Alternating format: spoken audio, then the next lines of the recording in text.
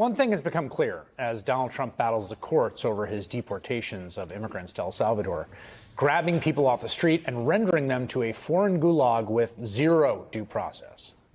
What's clear now is that the point of it all was to basically make content. Trump and the government have eagerly shared videos and photos of shackled and forcibly shaved detainees to show they're doing something. Gross violations of human rights being done to provide fascist propaganda. Yesterday, we saw the worst example yet. The Secretary of Homeland Security, Kristi Noem, traveled to that gulag in El Salvador. This is the photo opportunity that she traveled there to get. It's a screenshot from a propaganda video that we're not going to show here because none of the prisoners stacked behind her like firewood consented to this.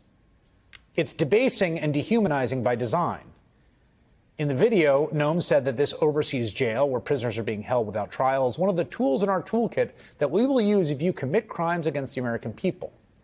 They claim they're deporting undocumented gang members, but some just incredible new reporting from Mother Jones magazine suggests the American government is simply disappearing innocent people on the stupidest of pretexts.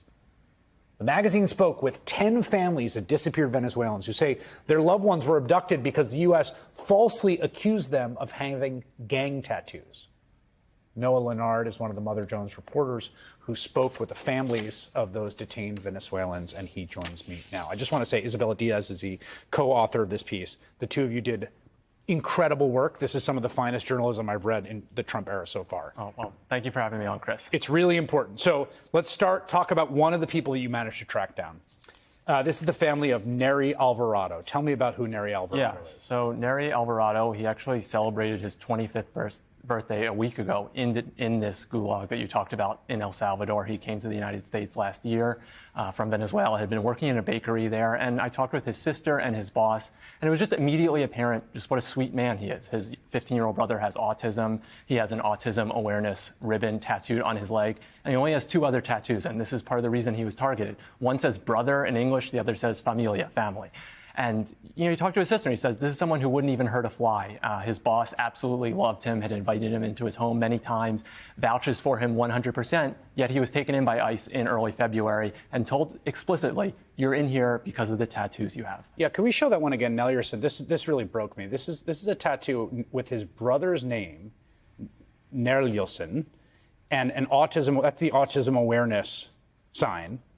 And that tattoo, we think, is part of what got this guy grabbed, deported, and stuck in a prison with a shaved head, stacked in those cells with zero way to get out because of that tattoo. Yes. I mean, it is hard to believe. I mean, but we spoke with 10, like you said, 10 families. All 10 of their relatives had tattoos. It's, there might be some people who were sent there who didn't, but clearly they were targeting people who had these tattoos based on the idea that this isn't evidence that you're in a gang. But that is such pseudoscience, basically. And especially in this case, these are obviously transparently not gang tattoos. And what is so kind of infuriating about this is, too, that when he was taken to ICE's office in downtown Dallas, I was told by his sister and his boss, he recounted this one day later. He said, they told me I was clean. They checked my phone. I explained my tattoos.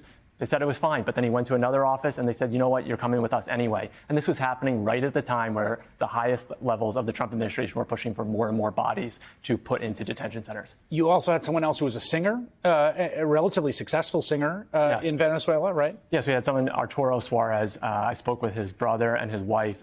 His wife, who lives in Chile, they had first. And you've got to think about this. These are Venezuelans. Their country has completely collapsed. So he had fled Venezuela nearly a decade ago in 2016. First went to Colombia, then Chile. Then they were going to come to the U.S. together, him and his wife, but turns out she was pregnant, and so he went on his own. He has a 3-month-old baby girl who he has never met, and now he is in this center in El Salvador. He was an aspiring musician, and people should check out his videos. He recorded under the name Suarez VZLA. They're really good videos. He's a great musician. I mean, just to be clear, none of these people have criminal records in the United States. They haven't been accused of any crime. In the case of Nelson Suarez, he had no criminal record in the other previous countries he was in. And as far as we know, no criminal record in Venezuela itself. Yes, it is really... Down the line.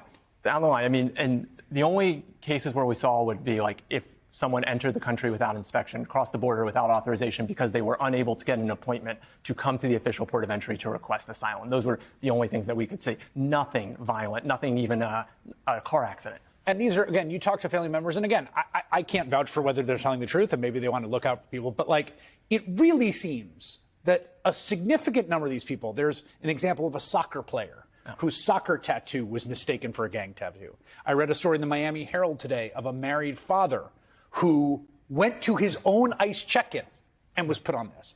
That, like, they were just kind of grabbing everyone with tattoos or not? Yes, I think they were grabbing basically anyone they could find. And like I was saying, there was so much pressure too, and there is still so much pressure. And this is something that's still happening. I'm in touch with someone else who ICE arrested last week after the plane went to El Salvador. And ICE is blasting his photo out on their Facebook and Instagram saying, certified Tren de Aragua member. And now, so this is continuing. And the only reason we don't have potentially more people going is because there's a court order right now that is blocking them from being sent to El Salvador under the Alien Enemies Act, this extreme war power. I mean, some of these family members only know that their loved ones are there because they saw them in the propaganda videos and recognized them. Yes, I think this is one of the most dystopian and horrifying aspects of this is, when I first spoke to Enrique Neri's boss on Thursday, he wasn't sure. He said, I'm 90% sure he's there. And I'm 90% sure because he called us yesterday. He said he was going to be deported to Venezuela, and no planes went to Venezuela. The only planes went to El Salvador, and we haven't heard anything from him, and he calls us every day. So that's probably where he is. But they hadn't been able to recognize him in one of those photos.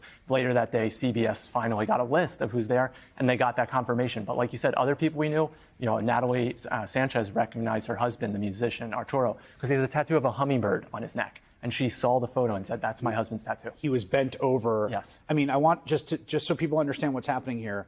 This guy who's got an autism awareness tattoo, who came to the U.S. for a better life, and he was working in a bakery in Dallas, got grabbed by ICE with no due process, put on a plane. He is now in one of the most notorious prisons in the world. And this man's 22.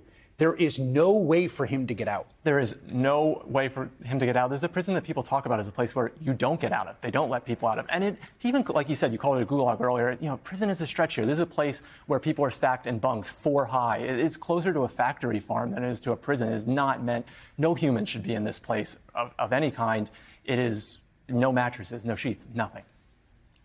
Noah Leonard, like I said, you and Isabella Garcia, right? Isabella Diaz, yeah. Isabella Diaz, I'm sorry. Isabella Diaz, both of you did amazing reporting, and thank you for this work. Appreciate it. Thank you for having me on.